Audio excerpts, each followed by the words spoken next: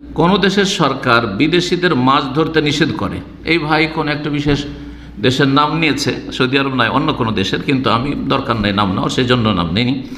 বিদেশিদের মাছ ধরতে নিষেধ করে, কিন্তু স্থানীয়দের ধরার অনুমতি আছে। আমার মনে হয় যাদের লাইসেন্স আছে তাদের, কিন্তু দেশি আর বিদেশির পার্থক্য আছে এরকমটা আল্লাহ আল্লাহ হইতেও পারে, আবার মানুষের তৈরি করা আইন।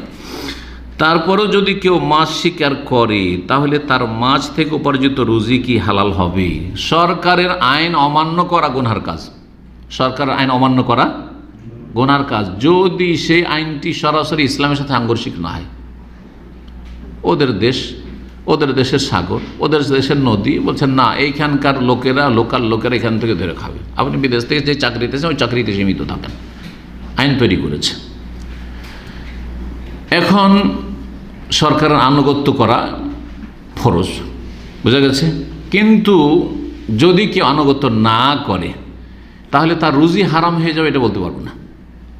কারণ সরাসরি যে রুজিটা নিচ্ছে মাছ থেকে, মাছটা তার হালাল, মাছ ধরা হালাল, মাছ শিকার করা হালাল, সুতরাং তার রুজি হারাম এটা বলবো না। তবে সেই ব্যক্তি গুনাহগার, কিসের গুনাহগার? সরকারি আইন অমান্য করার।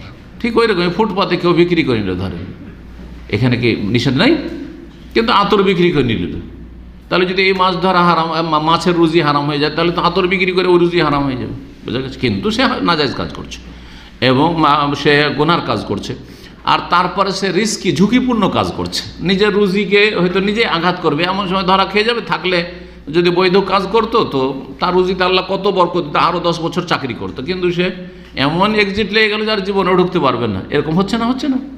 সুতরাং নিজেকে ক্ষতির দিকে ঠেলে দেবেন না।